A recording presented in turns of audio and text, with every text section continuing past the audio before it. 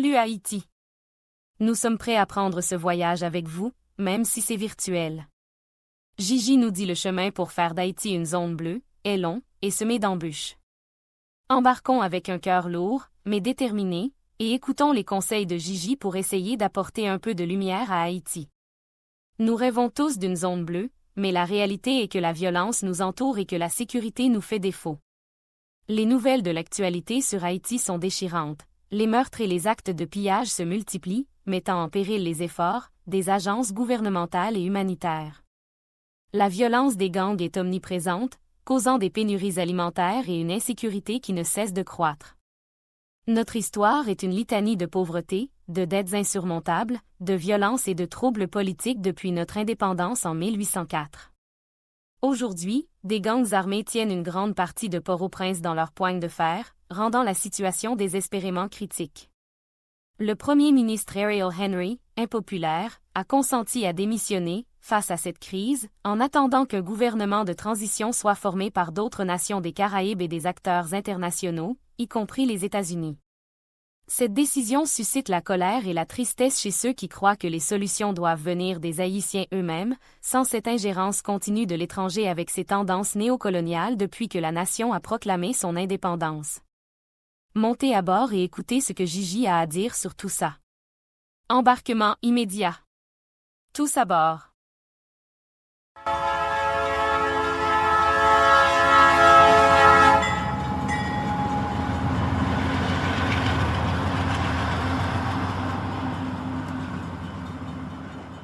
Merci Sylvie. Bonjour à tous. Préparez-vous à embarquer pour une aventure incroyable.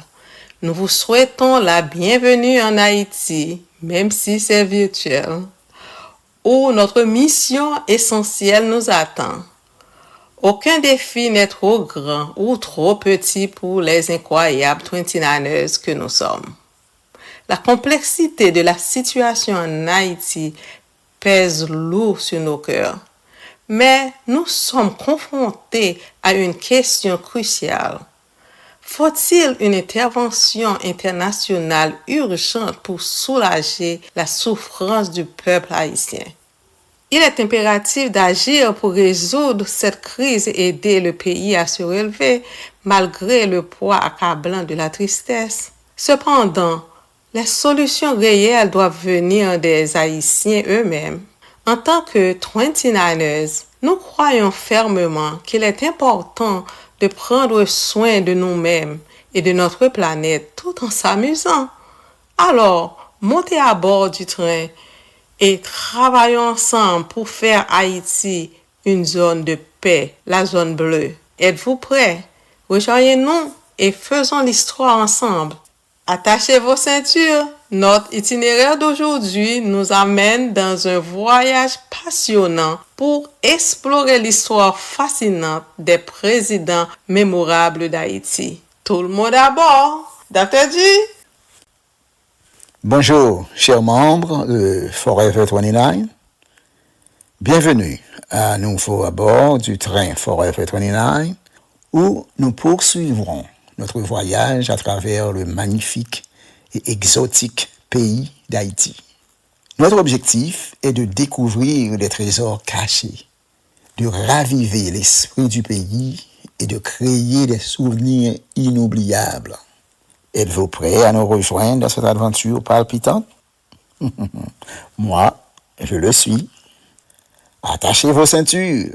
L'itinéraire d'aujourd'hui nous amène dans un passionnant voyage pour explorer l'histoire fascinante des présidents les plus remarquables d'Haïti.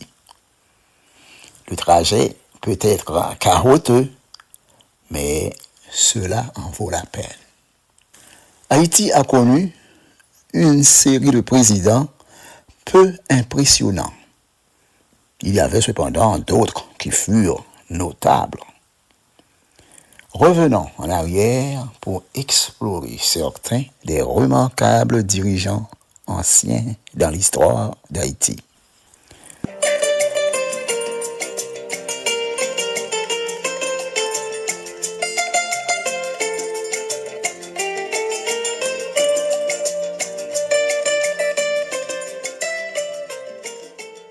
Eh bien voilà mes amis, nous allons commencer par ordre chronologique avec tout d'abord Toussaint Louverture 1791-1802.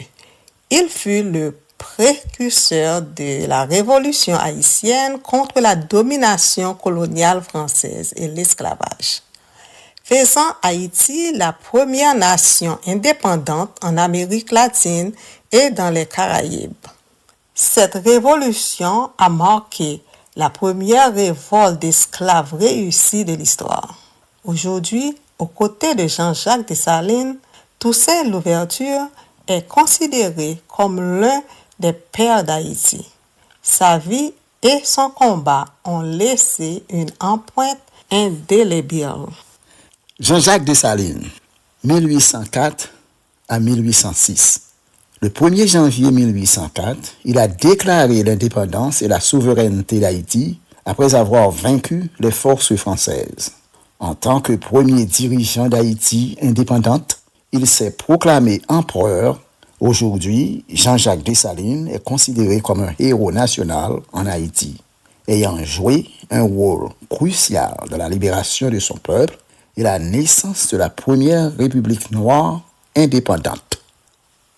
Alexandre Pétion, 1806-1818, a servi avec diligence en tant que premier président de la République d'Haïti dans le sud et l'ouest pendant la division du pays. Il a soutenu la campagne de Simon Bolivar pour libérer l'Amérique du Sud de la domination espagnole et a mis en place des réformes agraires bénéficiant aux paysans. Henri Christophe, 1811 et 1820. Après s'être proclamé Henri Ier, il est devenu le premier et unique roi d'Haïti dans le Nord. Il est connu pour avoir construit la citadelle La Ferrière, étant un site du patrimoine mondial de l'UNESCO. Le roi Henri établit une noblesse, un code juridique et un système éducatif dans son royaume. Jean-Pierre Broyer, 1818-1843, il a unifié le Nord et le Sud en 1820 après la mort de Christophe et a annexé Santo Domingo, aujourd'hui la République dominicaine, en 1822, gouvernant sur toute l'île de l'Hispaniola jusqu'en 1844. Il a également négocié avec la France pour faire reconnaître l'indépendance d'Haïti en échange d'une importante indemnité. Faustin Élie Soulouk, 1847 et 1859. Il était un commandant militaire haïtien qui a régné en tant qu'empereur d'Haïti, malgré le fait qu'il était sous-estimé en raison de son illettrisme. Il a prouvé sa domination en évinçant l'aristocratie existante des postes militaires et en nommant ses partisans noirs à des postes administratifs. Il était également un vaudouisant enthousiaste. Il a audacieusement tenté d'étendre le territoire d'Haïti et de rétablir sa monarchie pendant son règne. Malheureusement, ces actions ont conduit à l'isolement international d'Haïti. Bien qu'initialement perçu comme une figure impuissante, connu pour son pouvoir autocratique, Soulouk s'est proclamé empereur d'Haïti et a pris le titre de Faustin Ier. Cependant, son règne a été confronté à des défis, notamment des tentatives infructueuses de reconquérir la République dominicaine. Fabre Geoffroy, 1859-1867, il a mis fin au second empire haïtien de Faustin Ier et a rétabli la République. Il a également aboli l'esclavage à Santo Domingo, que l'Espagne avait réintroduit. Il a promu l'éducation, l'agriculture et le commerce avec d'autres pays. Florville Hippolyte, 1889 à 1896, en tant que président, il a défendu la souveraineté d'Haïti contre les interventions étrangères, principalement de l'Allemagne. Il a également supervisé la construction des routes, de ponts et de bâtiments publics, ainsi que la réforme de l'armée et de la fonction publique. En ténor Firmin, 1902, il a brièvement occupé le poste de ministre des Affaires étrangères sous la présidence de Pierre Nord-Alexis et est considéré comme une figure clé du panafricanisme et du nationalisme haïtien. Son livre de l'égalité des races humaines a remis en question les théories raciales et a défendu les droits de l'homme. Du Marsay estimé 1946-1950, en tant que président, il a mis en place des réformes sociales bénéficiant à la majorité noire, telles que l'expansion de l'éducation, des soins de santé, les droits de travail. Il a également soutenu le droit de vote des femmes et a nommé des femmes à son cabinet. François Duvalier, 1957-1971. En tant que président, il a instauré un culte de la personnalité autour de lui et a prétendu d'être un prêtre vaudou. Il a également créé une force paramilitaire, les Tontons Macoutes, qui ont terrorisé ses opposants. Il a promu le nationalisme noir et a résisté à l'influence étrangère. Il peut y avoir des similarités entre Duvalier et Soulouque. Et le règne de Soulouque aurait pu l'inspirer.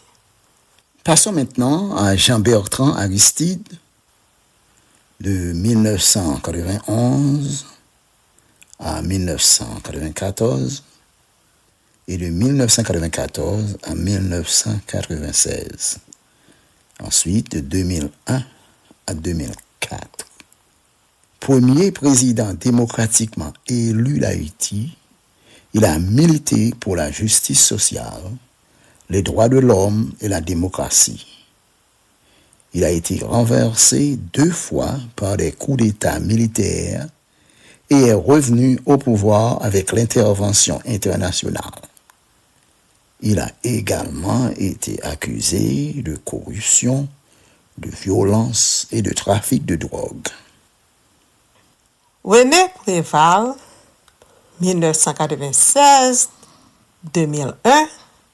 2006 à 2011, en tant que président, il a maintenu la stabilité politique et a favorisé le dialogue avec différents secteurs de la société.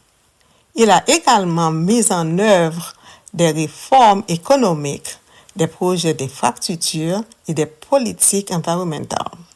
Il était en fonction lors du tremblement de terre dévastateur de 2010 qui a tué des milliers de personnes et en déplacé des millions. Michel Martelly, 2011 à 2016, sa présidence s'est concentrée sur la reconstruction, le développement et le tourisme après le tremblement de terre de 2010. Cependant, il a été critiqué pour ses tendances autoritaires, son manque de transparence et son implication dans des scandales tels que le financement présumé des gangs et les soupçons de protection et de facilitation des activités illégales de gangs criminels armés. Jovenel Moïse, 2017 à 2021, tragiquement, sa présidence a pris fin avec son assassinat le 7 juillet 2021. Avant de devenir président, il était un homme d'affaires et entrepreneur prospère, fondant plusieurs entreprises et projets dans des domaines de l'eau, de l'énergie et de l'agriculture.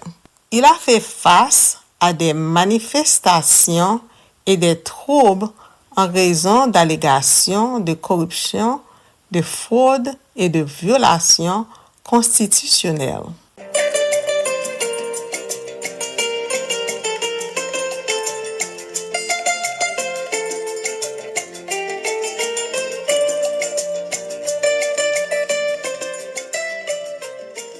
Comme vous venez de l'entendre, l'histoire d'Haïti est riche de dirigeants qui ont façonné sa liberté et sa croissance.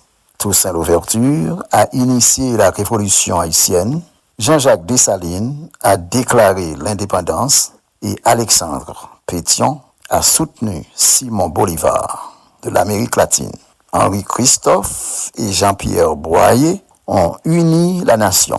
Plus encore, Fabre Giffard a mis fin à l'esclavage à Saint-Domingue et Florville Hippolyte a défendu la souveraineté d'Haïti. En tant que défenseur des droits humains, Anténor Firmin et Dumarsais Estimé ont laissé leur empreinte dans la mémoire des gens. Il est clair que choisir un président sincère est un défi pour nos générations.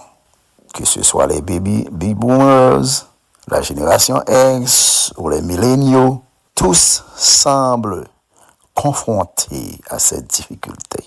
C'est pourquoi il est crucial de se pencher sur l'histoire, d'étudier les présidents passés pour mieux comprendre ce qui définit un bon leader. En comparant avec les candidats actuels et en scrutant leur programme, on peut espérer faire un choix éclairé pour l'avenir. Comme vous voyez, il y a de l'espoir. Il est vrai, choisir le prochain président d'Haïti est une décision cruciale qui nécessite une réflexion soigneuse.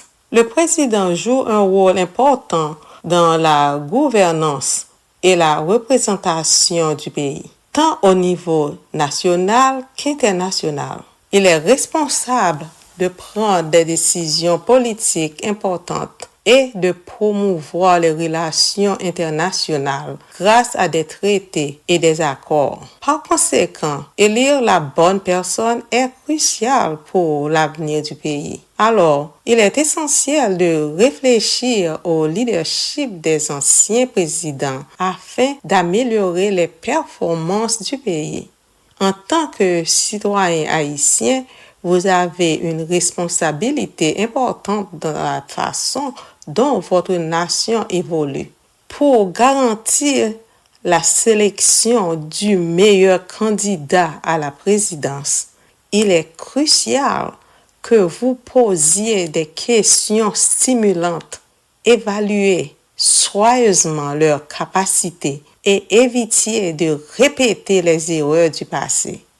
Dans notre prochain épisode, nous vous fournirons une liste de questions pour vous guider dans ces processus. Notre 4e question sur la liste est particulièrement importante pour vous aider dans cette entreprise. C'est tout pour le moment. Dans notre prochain épisode, nous vous continuerons avec plus de questions sur la liste. Nous discuterons de l'amélioration de la situation politique, économique et sociale en Haïti. Restons optimistes et unis dans nos efforts pour soutenir Haïti dans sa quête de retrouver son titre de perle des Antilles. Ensemble, nous sommes plus forts et le bien l'emportera. Merci de nous avoir suivis. Veuillez continuer à soutenir et à partager ce podcast avec d'autres. Ensemble, nous pouvons apporter un changement positif pour Haïti. Amour et paix à tous. Bon, nous vous laissons avec cette belle chanson, Haïti Plaisir, du réalisateur Marc-Enro Dominique, d'Olimage Entertainment et Jehovah Music Group. Cette chanson met en avant l'amour des jeunes haïtiens pour leur pays. Bonne écoute!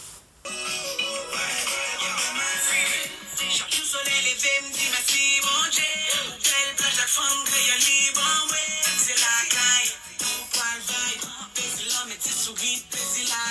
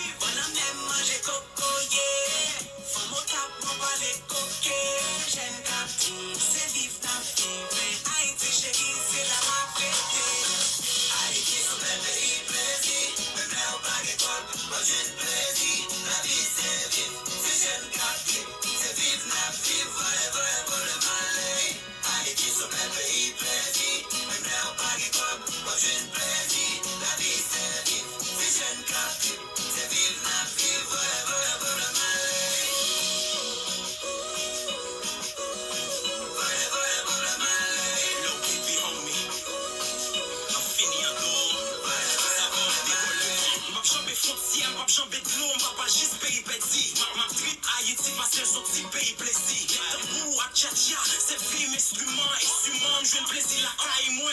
Et ça excité, me cahier à crayon pour crayon poésie la caille moins. Jésus la caille moins, vrai fini.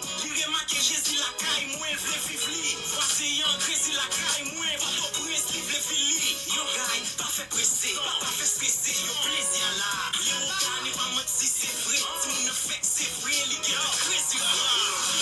Allez, pour y aller, n'a pour y problème aller.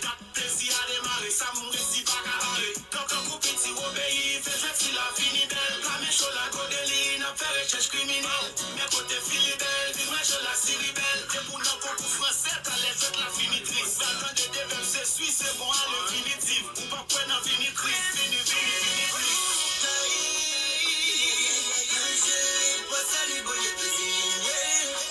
Et n'a mangé pas ça. Et n'a boire avec coco. C'est dit, on t'a dit, pas d'argent, ouais. Mais il me charge tous moi ça, ouais.